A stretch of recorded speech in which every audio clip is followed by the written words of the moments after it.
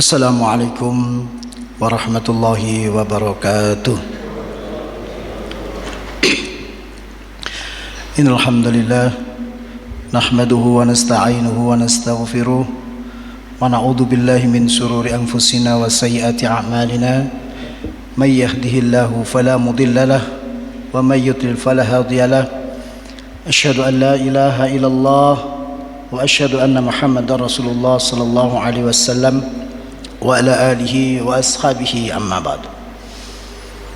Ya ayyuhalladzina amanu taqullaha haqqa tuqatih wa la tamutunna illa wa antum muslimun. Para jamaah sekalian yang dirahmati oleh Allah, dan semoga apa yang kita amalkan diterima oleh Allah Subhanahu wa taala dan diberikan lipatan pahala yang nantinya berkah baik di dunia maupun di akhirat. Pertama, marilah kita bersyukur pada Allah atas segala limpahan nikmat yang Allah berikan kepada kita, karena tentunya nikmat yang Allah berikan kepada kita semua, kalau kita hitung nikmat sangat banyak. Allah berfirman, wa in ta'uddu nikmatallahi la tuhsuha. Ya. Jadi tidak asing lagi kita mendengarkan ayat itu. Jadi seandainya kalian itu menghitung nikmat yang aku berikan kepada kalian, niscaya kalian tidak akan bisa. Kenapa? Saking banyaknya, ya, saking mahalnya juga. Salah satunya bagaimana? Coba yang merasa saya nggak punya uang, saya miskin, saya fakir, padahal dalam dirinya itu miliaran, bahkan triliunan. Kita tapi tidak sadar. Misalnya kamu tidak punya uang, boleh nggak dua mata kamu aku tukar dengan 500 juta? Boleh nggak Pak? Dua mata, karena itu akan menghilangkan nikmat-nikmat yang lainnya. Boleh nggak tangan kamu, kaki kamu aku tukar dengan 1 miliar? Tentunya kita tidak mau, ya. Tapi kita tidak sadar. Banyak orang-orang yang sakit, dia bekerja dari mulai pagi sampai malam bertahun-tahun, menumpuk hartanya, tujuannya agar di akhir hayatnya bisa menikmati. Akan tetapi qadarullah tidak demikian. Begitu hartanya sudah banyak, begitu hartanya sudah ditumpuk, ternyata Allah memberikan penyakit jantung, ya, penyakit kolesterol, penyakit-penyakit yang berat, sehingga tidak bisa menikmati hartanya. Sering berkunjung ke rumah sakit, sibuk dengan berobat. Kalau waktu muda dia bekerja untuk menikmati hasil tua, tapi ketika Allah memberikan sakit-sakit yang berat, tentunya harta tersebut tidak bisa dinikmati dengan semestinya. Tapi itu sering kita lupakan. Dan Allah juga berfirman mengatakan pada kita, la in syakartum la azidannakum wa la in kafartum inna adzabi lasyadid. Jadi jika kalian bersyukur atas nikmatku, maka aku akan menambah. Menambah paling setidaknya itu hati kita merasa cukup. Hati kita tidak gelisah. Karena apa? Semua rezeki kita sudah ditentukan, kehidupan kita sudah ditentukan semuanya oleh Allah. Sekarang, tahun depan, sampai mati kita juga ditentukan oleh Allah. Takdir kita semua sudah ditulis oleh Allah. Bagaimana kehidupan kita di dunia, ya. Tapi Allah tidak perintahkan kita untuk menghitung. Allah perintahkan kita untuk mensyukurinya. Prakteknya di dalam kita beribadah, tentunya seperti pagi hari ini kita bisa mensyukuri nikmat sehat Allah, nikmat sehat yang diberikan oleh Allah dengan datang ke masjid, melaksanakan sholat subuh berjamaah, dilanjutkan dengan kajian. Itu merupakan salah satu bentuk dari kesyukuran kita kepada Allah dari atas waktu atau kesehatan yang diberikan oleh Allah kepada kita. Tetapi kalau kita tidak mau bersyukur kepada Allah, ingatlah bahwa azabnya Allah amatlah berat. Dikasih nikmat sehat, dikasih nikmat waktu yang luang, dikasih harta yang banyak, tapi tidak digunakan di jalan Allah. Nah, tunggu azab Allah. Bapak-bapak sekalian, jamaah rahimakumullah, sesuai judul kemarin insyaallah di-share oleh Ustadz Khalil, dahsyatnya tipu daya syaitan. Dahsyatnya tipu daya syaitan. Kenapa di sini disebutkan kok dahsyat? Ya. Kenapa? Karena setan itu luar biasa godaannya.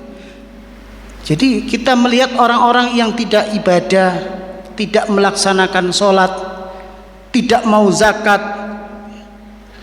menjadi orang-orang yang musyrik, menjadi orang-orang yang kufur. Tidak itu semua.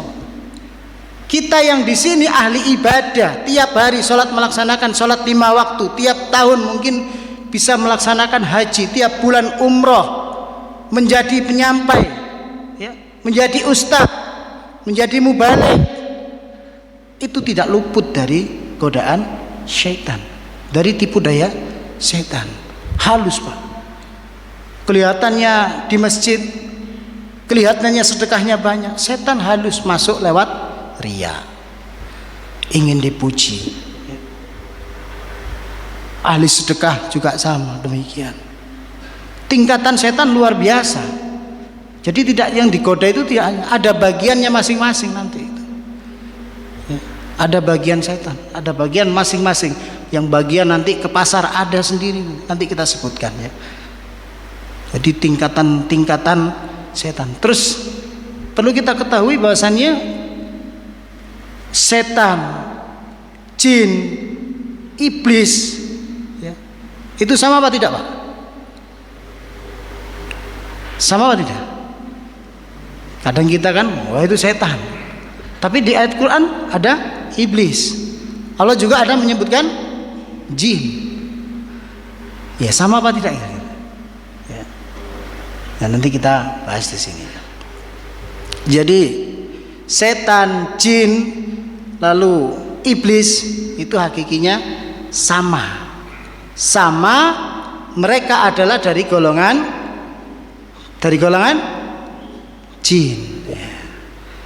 Dari golongan jin. Nah, jin itu terbagi 3. Jadi jin ada yang mukmin, ada yang fasik, ada yang kafir. Nah, ini beda. Jin yang mukmin dia beribadah kepada Allah. Ya, seperti kita orang iman tujuannya yaitu ibadah. Wa ma khalaqatul jinna wal insa illa liya'budun. Tidak aku ciptakan jin dan manusia melainkan untuk beribadah kepada Allah. Berarti di sini jin hakikatnya beribadah kepada Allah. Lalu kenapa ada setan, ada iblis? Nah, ini setan, iblis merupakan musuh-musuh Allah dan juga musuh-musuh bagi manusia. Iblis adalah golongan jin yang pertama kali menggoda pada Adam. Disebutkan di surat Al-A'raf itu tentang jin, ya, tentang iblis yang menggoda Nabi Adam sampai Nabi Adam dikeluarkan, lalu iblis juga dikeluarkan. Lalu golongan-golongan berikutnya dari jin itu tadi ada pengikutnya, yaitu syaitan. Jadi iblis ini pimpinannya syaitan. Jadi iblis adalah pimpinannya syaitan. Lah setan, nah ini nanti dibagi banyak. Ada setan yang bagian di pasar, ada setan yang bagian perusak rumah tangga, ada setan yang bagian memberikan pengaruh-pengaruh kepada ahli-ahli ibadah, pada ulama. Luar biasa, jadi dahsyat betul ya, pengaruh dari jin. Kita baca ayatnya di Quran surat Al-Anfal ayat 13, mungkin yang bawa HP bisa dilihat ya. Di ayat 13 Allah berfirman, qala fahbitu minha fama yakunu laka an tatakabbara fiha fakhruj innaka minas saghirin. Jadi iblis itu yang ayat sebelumnya ketika diperintahkan untuk menyembah Allah, lalu iblis menolak, menyembah Adam dalam arti sujud untuk penghormatan, bukan menyembah sebagai Tuhan ya, tapi sebagai penghormatan karena Allah menciptakan Adam sebagai manusia. Lalu iblis tidak terima ketika diperintahkan untuk sujud kepada Nabi Adam, tidak mau ya. Kalau malaikat mau bersujud, illa kecuali iblis di ayat 11 itu ya. Lalu Allah mengatakan demikian, sehingga Allah murka kepada iblis. Turunlah kamu dari surga, karena kamu tidak sepatutnya menyombongkan diri di dalamnya, maka keluarlah, sesungguhnya engkau termasuk orang-orang yang hina. Karena menyombongkan dirinya, merasa, kenapa aku perintahkan untuk sujud kepada Adam, engkau tidak mau. Aku diciptakan dari api, Adam diciptakan dari tanah. Dia merasa bahwa dirinya lebih baik daripada Adam. Nah, itu diri kita juga sama. Kalau kita merasa sombong ya, merasa lebih baik daripada yang lain, itu hati-hati Pak ya. Karena itu adalah salah satu sifatnya iblis ya. Kalau kita sudah menyombongkan diri, sudah, terkadang orang itu congkak ya, lupa diri dari apa dia diciptakan, siapa yang menciptakan, siapa yang memberi segalanya, dia lupa ya. Akhirnya dia merasa tinggi, tapi ketika nanti dijatuhkan oleh Allah baru terasa. Makanya semoga kita semua terhindarkan dari sifat sombong. Lalu iblis mengatakan, qala anzirni ila yaumi yub'atsun. Ketika diperintahkan oleh Allah untuk turun dari surga, karena iblis itu ya penduduk surga, beribadah ribuan tahun di dalam surga. Gara-gara diciptakan Nabi Adam merasa iri ya, tidak mau tersaingi ya. Akhirnya iblis mengatakan, innaka minal mundorin. Iblis mengatakan, anzirni ila yaumi yub'atsun. Minta tempo waktu. Ya Allah, berilah aku waktu ya. Berilah aku waktu sampai hari kiamat, sampai mereka dibangkitkan. Artinya apa? Diberikan waktu untuk menyesatkan manusia nanti di hari kiamat. Lalu Allah berfirman, innaka minal mundorin. Sesungguhnya kamu termasuk orang-orang yang diberi tanggungan. Allah memberikan izin Pak. Jadi Allah memberikan izin waktu, silahkan kamu tinggal di dunia menggoda anak turun Adam sampai nanti dari kiamat. Lalu iblis mengatakan, fa bima aghwaytani la aqudanna lahum siratal mustaqim. Iblis mengatakan, karena engkau telah menghukum aku sesat sehingga aku turun di dunia, maka aku akan benar-benar menghalang-halangi mereka dari jalan engkau yang lurus. Iblis enggak terima.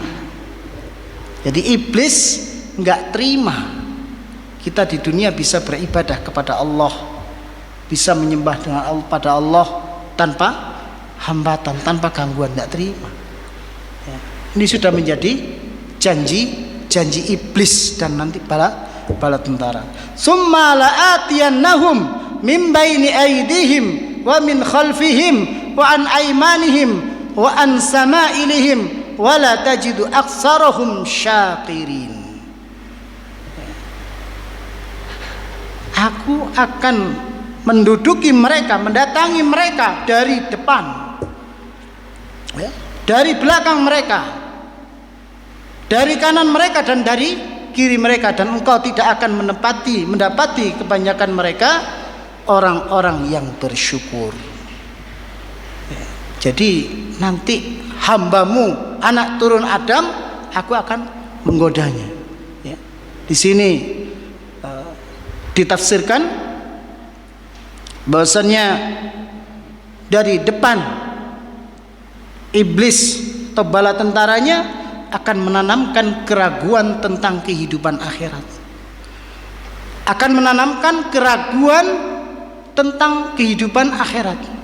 Mereka tidak percaya bahwa setelah kita hidup di dunia nanti akan mati. Setelah mati ada alam kubur, ada alam barzah, ya, terus sampai alam akhirat, surga dan neraka. Mereka tidak punya keyakinan demikian. Ya. Mereka tidak punya keyakinan demikian. Padahal di surat Al-Mu'minun itu ayat insyaallah ayat 12 sampai ayat 16 itu insyaallah disebutkan mulai kejadian manusia Nabi Adam sampai dia diciptakan, ya, jadi manusia, lalu hidupnya di dunia sampai dia mayit, menjadi mayit. Setelah menjadi mayit nanti akan dibangkitkan, sudah jelas. Tapi setan menggoda dari arah depan, itu tadi, membutakan dengan akhirat.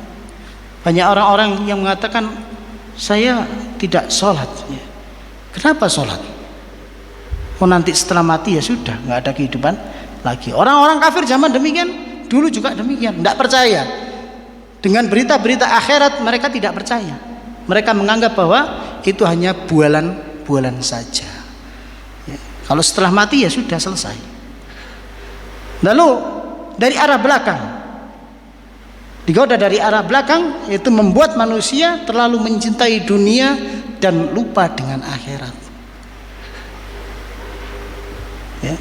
Perlu diketahui bahasanya kita melihat orang-orang Masya Allah yang cintanya luar biasa terhadap dunia, suka mengumpulkan harta, ya, suka mengumpulkan harta. Padahal tadi yang ayat saya bacakan tadi, i'lamu annamal hayatud dunya laibun walahwun wazinatun watafakhurun bainakum, ya.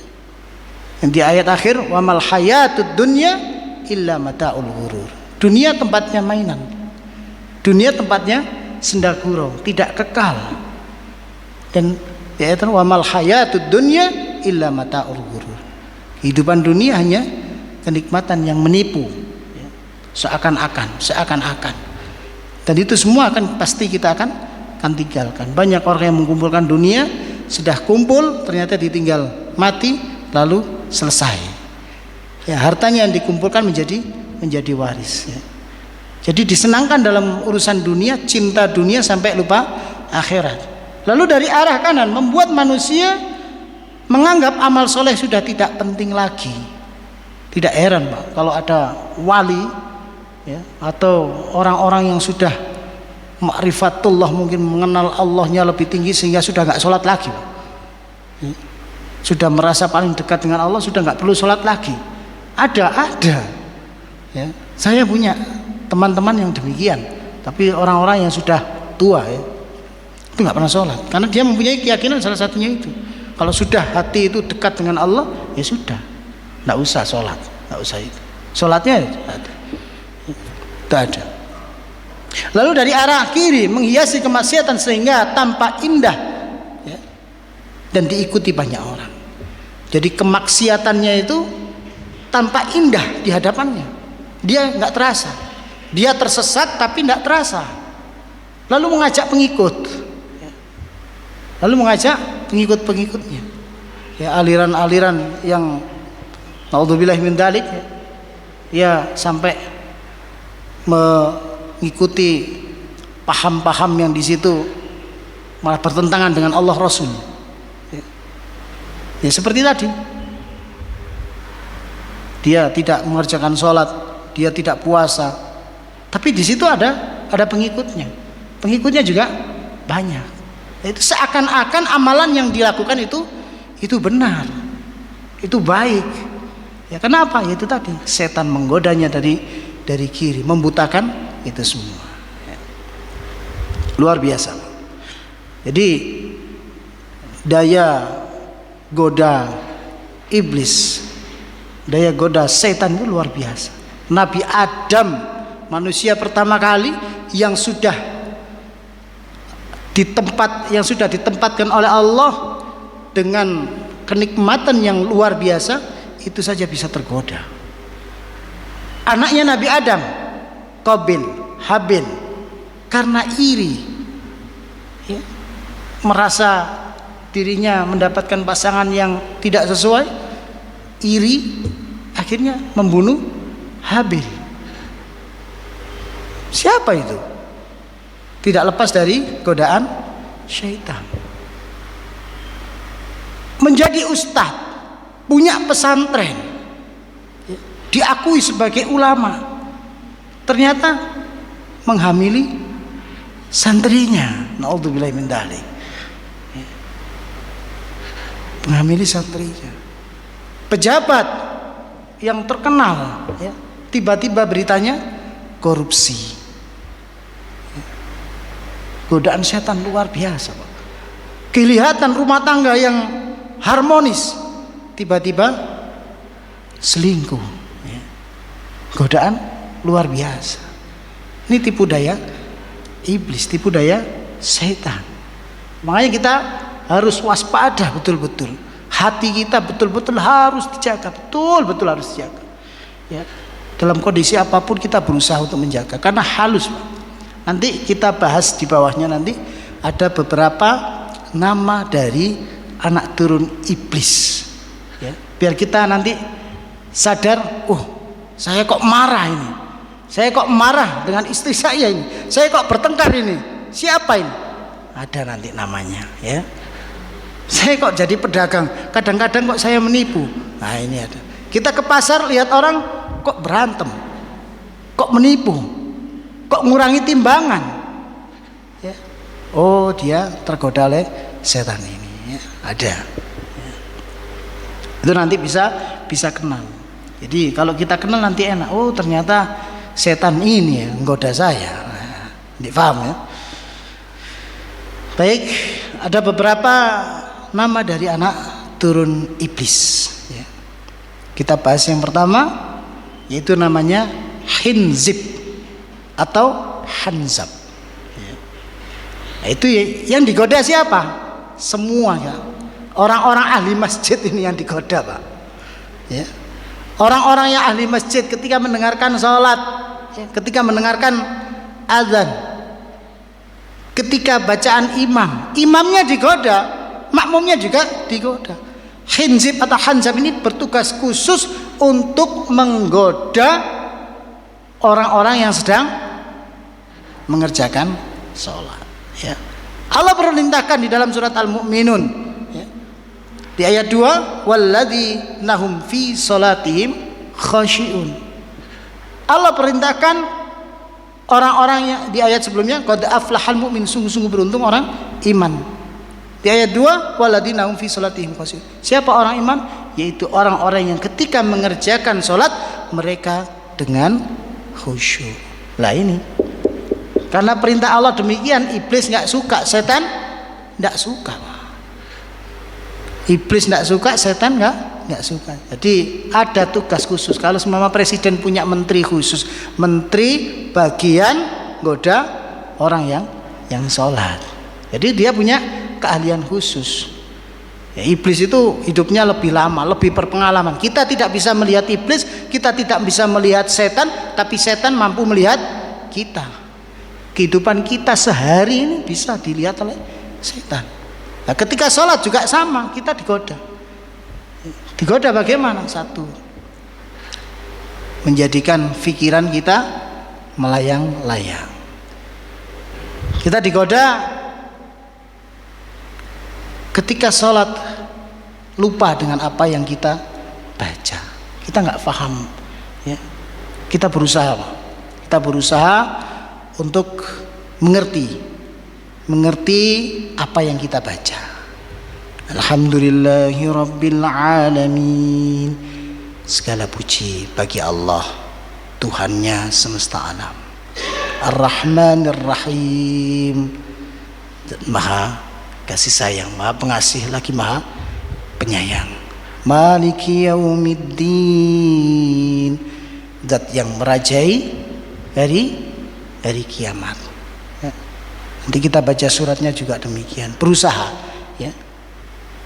Kalau kita digoda, ya memang semua pasti digoda, tapi kita berusaha di situ supaya kita sholat kita bisa lebih khusyuk. Ya, salah satunya itu tadi mengerti maknanya, memahami. Terus ditambah lagi kita niatnya yang kuat. Dari rumah betul-betul kita berusaha pakai pakaian yang rapi, wudhu disempurnakan, sholat itu tadi berusaha untuk memahami maknanya. Ya. Jadi gangguan-gangguan saat sholat, misalnya lupa dengan jumlah rakaat karena teringat hal-hal yang lain dan lupa berapa rakaat yang dikerjakan. Ya. Jadi kita pas waktu sholat 4 rakaat sudah dapat 3 rakaat, agak bingung ini tadi berapa, 2 apa 3 ya, 2 apa 3, pernah ya? 2 apa 3 ya? 2. Imam juga sama ya, terkadang lupa karena apa, itu tadi masih terbawa dengan duniawi. Gangguan saat membaca ayat Al-Quran, pikiran menjadi tidak fokus dan tidak menghayati bacaan sholat. Jadi kita membaca itu nggak ngerti seperti kita ruku, kita iktidal, nggak ngerti, kosong ya. Jadi kita kosong. Mari kita berusaha untuk pahami sedikit demi sedikit ya, memang itu tidak mudah. Lalu ada gangguan lagi, misalnya kayak kepingin kentut ya, kayak kepingin buang air besar. Jadi rasanya padahal sudah ditunaikan tapi kepikiran terus ya. Jadi sholat ini saya kudu kentut ya. Sehingga apa? Sehingga sholatnya nanti kacau balau. Ini dibatalkan nggak? Dibatalkan nggak? Ya begitu. Kalau dibatalkan ini sudah rakaat terakhir ya, sayang ya. Nah, kalau memang keadaan seperti itu ya lebih baik dibatalkan daripada nanti pas waktu sholat goyang-goyang ya. Karena apa? Nggak khusyuk, karena apa? Nahan kentut atau nahan kencing ya. Pikiran tentang duniawi. Allahu Akbar. Jemuranku belum tak angkat ya. Pas waktu sholat hujan turun ya, ingat jemurannya, ingat kompornya, ingat masaknya dan lain-lain sebagainya, sehingga kacau balau nanti sholat. Itu adalah siapa? Khinzib ya. Nanti kalau pas waktu sholat kok tidak khusyuk, ini khinzib, ini khanzab ini ya. Padahal kita diperintahkan oleh Allah, wasta'inu bis-sabrah wa innaha lakabiratun ilal 'alal khasiin alladzina yadunnuna annahum mulaku rabbihim wa annahum ilaihi rajiun. Jadikanlah sabar dan sholat itu sebagai penolongmu ya. Dan sesungguhnya yang demikian itu sungguh berat. Kita sholat khusyuk itu berat Pak, memang berat. Kenapa? Ya itu tadi, godaannya luar biasa. Dan kita ini bukan orang-orang yang di masjid tidak punya aktivitas yang lain-lain, enggak ya. Kita memikirkan dagangan, mungkin kita memikirkan di kantor, kita memikirkan anak dan lain-lain ya. Berat untuk menuju khusyuk itu tadi. Tapi ya kita berusaha untuk menuju ke sana. Itu orang-orang yakin bahwasannya mereka akan menemui Tuhannya dan bahwa mereka akan kembali kepada Allah ya. Hanya orang-orang yang betul-betul yakin dengan Allah, yang betul-betul sabar ketika waktu sholat, artinya apa? Mereka sabar betul-betul menjalankan ibadah kepada Allah ya. Bisa fokus, bisa khusyuk, bisa tumaknina gerakannya, bacaannya ya. Kita berusaha untuk ke arah sana ya. Berarti paham ya? Yang pertama setan bernama Khinzib. Lalu yang kedua, anak turun iblis yang bernama Zalanbur ya. Anak turun iblis ini bertugas apa? Dia bertugas untuk mempengaruhi para pedagang ya. Siapa yang digoda ya? Kebanyakan di pasar. Jadi dia punya tugas khusus bagaimana orang yang di pasar itu bisa saling tidak jujur, saling menutupi kekurangan dagangannya, saling bohong ya. Kita di pasar sapi, di pasar kambing ya, pasar hewan ya, ini sudah ditawar Pak 20 juta padahal tidak ada yang nawar ya. Atau mungkin dengan teman-temannya, nanti kamu tawar ya, kalau ada orang menawar sekian nanti kamu tawar sekian, temannya lain. Mungkin yang pembeli asli ini boleh 18 juta Pak, wah ini sudah ditawar 20 juta, nanti datang temannya, boleh saya beli 21 juta Wah, enggak boleh, ini sudah ditawar lagi. Nanti temannya datang lagi, boleh ini. Ya, akhirnya yang beli tadi merasa, wah ini barang bagus ini. Nanti bisa dibeli dengan harga yang mahal, tapi sebenarnya murah. Nah, tipu daya setan jambur ini, ya. Mengurangi timbangan di otak-atik. Kelihatannya pas, tapi setelah dibawa pulang ke rumah ternyata kurang. Ya, ternyata kurang. Terus membuat kekacauan di pasar antara pedagang satu dengan yang pedagang yang lain pakai sihir. Ya, bagaimana pesaingnya bisa tutup itu nggak kelihatan. Ada Pak, ya. Jadi saya itu buka tiap hari, tapi kenapa orang lewat kok mengatakan tutup? Teman-teman saya ada yang dagang seperti itu. Nyata ya itu tadi. Nyata di depan tokonya ada di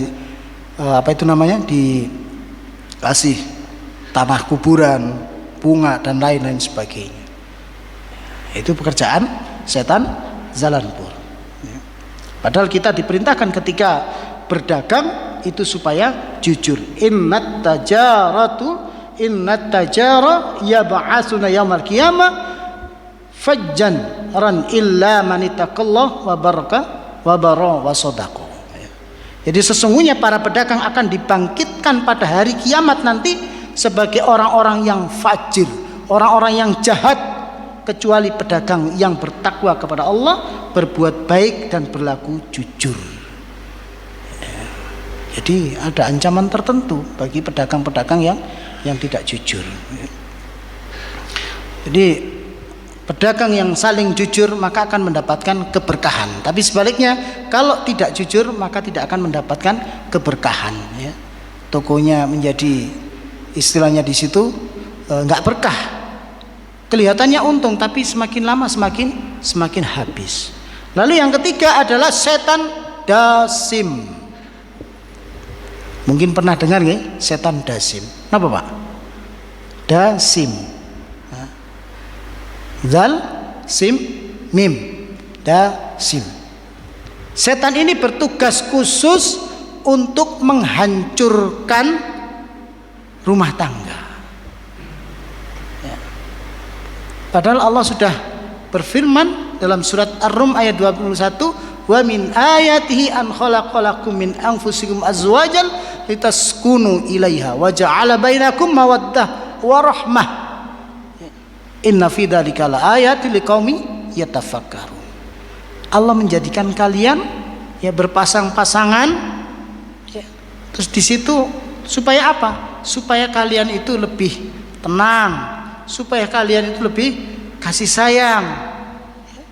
Dengan demikian kalau sudah kasih sayang, tenang, otomatis tercipta rumah tangga yang sakinah, mawaddah, warahmah, yang penuh dengan keberkahan sesuai dengan janji-janji Allah. Rezekinya akan berlimpah, pahalanya banyak dan lain-lain sebagainya. Dan dengan demikian setan yang namanya dasim ini nggak terima Pak, nggak terima perceraian. Di Mojokerto berapa jumlahnya? Mungkin yang tugas di pengadilan tahu ya. Di seluruh Indonesia banyak sekali. Apalagi pas waktu zaman setelah Covid itu, wah banyak, luar biasa tingkat perceraian yang tinggi ya. Karena perempuan yang merasa saya hidup sendiri mampu daripada saya punya suami nggak bertanggung jawab, nggak bekerja dan lain-lain sebagainya, lebih baik saya cerai. Nanti kalau saya cerai bisa bebas, bisa mencari suami lagi yang lebih. Ya, nyatanya malah menjanda terus ya. Ya, ketika berumah tangga juga demikian, saling menyalahkan, saling menuntut. Salah sedikit ya, salah sedikit sudah ungkapannya luar biasa, saya tak pulang saja, pulangkan saja ke rumah orang tuaku ya. Ada permasalahan-permasalahan tidak bisa diselesaikan, ayo kita ke pengadilan. Ini siapa? Dasim. Dan di sini tidak bersangkutan dengan antara suami dan istri saja, merunut semua Pak. Dasim ini luar biasa. Jadi nanti menggoda dari mana? Dari anaknya nanti. Anaknya bandel akhirnya menjadikan ayah ibunya bertengkar. Kalau tidak dari sini, dari mertua. Kalau tidak dari mertua, dari saudaranya. dari ipar, luar biasa nih, Dasim. Jadi nggak terima kalau orang yang sudah menikah hidupnya tentram-tentram saja, nggak terima. Maka kita semua Pak yang berumah tangga di sini, kalau kita menjumpai demikian, ada melihat istri salah, suami salah, kok tiba-tiba kita gampang marah, ya sadari, ini Dasim ini ya, Dasim. Saya juga demikian Pak.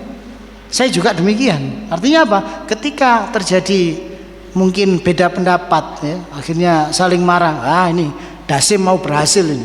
Saya gitu kan. Biar apa? Sama-sama sadar. Ya, biar tidak berkelanjutan. Dan ada beberapa orang Pak, yang tentunya kita tidak boleh dendam padanya. Kita tidak boleh marah-marah padanya. Kita tidak boleh memakinya. Kita tidak boleh mendoakan jeleknya. Salah satunya istri. Karena mau tidak mau dia adalah apa? Ya. Jadi orang yang paling dekat, orang yang menemani kita dari 24 jam lah, itu menemani. Ya. Menemani kita, menemani suami, ya, menemani pasangan. Nah, kalau istri kita, suami kita, terus kita laknat, kamu enggak nurut sama saya. Kamu sebagai suami tidak bertanggung jawab dengan saya. Kamu tak doakan laknat, semoga engkau tabrak. Nanti ketabrak siapa yang repot Pak? Sendiri. Istrinya sakit, ya, suaminya yang mengobati, ya, nanti sama-sama repot. Terus anak dengan orang tua dengan anak. Senakal-nakalnya anak jangan sampai mendoakan yang jelek. Sezolim-zolimnya orang tua, seburuk-buruknya orang tua, jangan sampai kita mendoakan jelek terhadap orang tua. Ya, jadi anak dengan orang tua dengan anak, jangan sampai mendoakan yang jelek. Wis apapun kesalahannya kita berusaha untuk memaafkan, karena itu bagian dari kehidupan, bagi kehidupan kita. 3, masih 3 ya. Ada 9, nanti tidak semuanya ya. Terus yang keempat yaitu mitros. Setan yang namanya mitros. Nah, ini punya tugas khusus, utusan khusus dari iblis. Dia akan menggoda manusia untuk menyebarkan berita hoax, berita bohong, adu domba. Ya. Makanya Pak, kita jangan sampai mendapatkan share-sharean berita tanpa kita tahu itu benar atau tidak, langsung share. Padahal itu dari orang-orang yang tidak bertanggung jawab, yang menjadikan nanti permusuhan. Ya. Di ayat di Al-Quran, di surat Al-Hujurat dijelaskan, ya ayyuhalladzina amanu in ja'akum fasikun binaba'in fatabayyanu an tusibu qauman bijahalatin fatusbihu ala ma fa'altum nadhimin. Wahai orang yang beriman, jika seorang yang fasik datang kepadamu membawa berita penting, maka telitilah kebenarannya, jangan langsung dipercaya Pak. Dapat share-sharean juga jangan langsung dipercaya, teliti ini betul apa enggak, siapa yang share, ini biasanya bohong apa enggak ini, enggak bisa dipercaya 100%, ya jangan di-share Pak. Teliti dulu ya. Kalau tidak kamu akan menyesali pada perbuatanmu. Terkadang sudah terlanjur percaya, ujung-ujungnya mesam. Seperti halnya orang yang membawa berita bohong, kamu itu loh dikatakan begini sama si A. Tanpa diklarifikasi, tanpa dicari tahu, langsung dia marah. Kenapa? Merasa difitnah. Ya banyak orang-orang yang terfitnah seperti itu, akhirnya ujung-ujungnya apa? Datang-datang pukulin langsung, datang-datang bahkan dibunuh. Ya. Ini menjadikan penyesalan yang dalam ternyata. Yang kelima adalah anwar, ya, awar, yang bertugas khusus untuk menggoda laki-laki dan perempuan untuk terjerumus dalam perzinaan. Ini luar biasa, halus. Ya, godaan setan awar ini halus sekali. Orang dari hanya memandang saja, ya dilihat, wah ini kelihatannya cantik, dah nanti masuk nominasi ini. Nanti lama-lama ada yang punya nomornya. Demikian. Akhirnya sudah didapatkan nomornya, perkenalan, saling membuka diri. Akhirnya lama-lama menjadi kebiasaan, akhirnya ketemuan. Setelah ketemuan ada kecocokan, akhirnya jadian. Akhirnya setelah jadian jalan. Lama-lama jalan-jalan terjadi perzinahan. Naudzubillahi min dzalik. Kalau sudah masuk ke dalam zina itu nanti berat lagi, Pak. Kita lihat di televisi, kita lihat di media sosial, masya Allah. Ketika orang zina, di situ ketika ketahuan dihinakan di dunia, diviralkan. Ya, ada pejabat yang berzina, diviralkan, nama keluarganya hancur di situ. Belum lagi nanti kalau hamil, anaknya nggak jelas, ya, mungkin selingkuhnya lebih dari satu dan lain-lain sebagainya. Anaknya menjadi korban. Ada lagi yang luar biasa, Pak. Ya, sudah zina, setelah itu dapat kabar dari yang perempuan, sayang, saya hamil. Sudah gelap mata karena takut untuk bertanggung jawab. Akhirnya apa? Perempuan diapakan, Pak? Dibunuh. Bisa jadi perempuannya dibunuh atau aborsi misalnya. Itu luar biasa, akan melakukan dosa-dosa besar yang lainnya. Setelah dibunuh nanti ketakutan, bingung. Apa yang harus saya lakukan setelah membunuh? Setan masuk lagi, potong-potong, ya, mutilasi. Setelah itu nanti setan itu mengembangkan terus, akhirnya lain-lain. Itu penyesalan yang sangat dalam. Apalagi yang sudah betul-betul terjerumus sampai mati, sudah melakukan perzinahan, sudah membunuh, setelah itu meyakini kalau saya masih hidup pasti saya nanti akan dihukum. Akhirnya bunuh diri. Masya Allah, ya, sudah berapa dosa besar yang dilakukan dan bunuh diri. Naudzubillahi min dzalik. Luar biasa. Jadi godaan iblis ini sangat luar biasa. Jadi berhati-hati, betul-betul kita berhati-hati. Wala taqrabuz zina innahu kana fahisatan wa sa'a sabila. Jadi jangan dekat-dekat dengan perzinahan. Dekat-dekat dengan perzinahan ya sesuatu yang mendekati nanti terjadinya perzinahan, yaitu tadi berdua-duaan, berkholwat, ya, seperti itu. Karena apa? Itu jelek dan jelek jalannya, ya, nanti rusak semua, akan rusak, menghancurkan nama keluarga, ya, menghancurkan dirinya sendiri, dimanapun nanti akan terkena jelek. Anaknya nanti terkenal dengan sebutan, oh, kamu tidak punya bapak, ya, kamu lahir tanpa ada pernikahan. Luar biasa. Sampun apa nih? Cukup nih, ngapunten nih. Tak panjang, betul terasa. Padahal masih banyak nama-namanya. Barakallahu fikum. Semoga apa yang saya sampaikan itu bisa menjadi nasihat penting dalam diri saya utamanya dan kita semuanya. Jadi setiap kita mau melakukan dosa, kita ingat, wah ini perbuatan dasim ini, oh ini perbuatan awar ini, dan lain-lain sebagainya. Banyak kekurangannya, saya mohon maaf yang sebesar-besarnya. Saya cukupi sekalian. Assalamualaikum warahmatullahi wabarakatuh.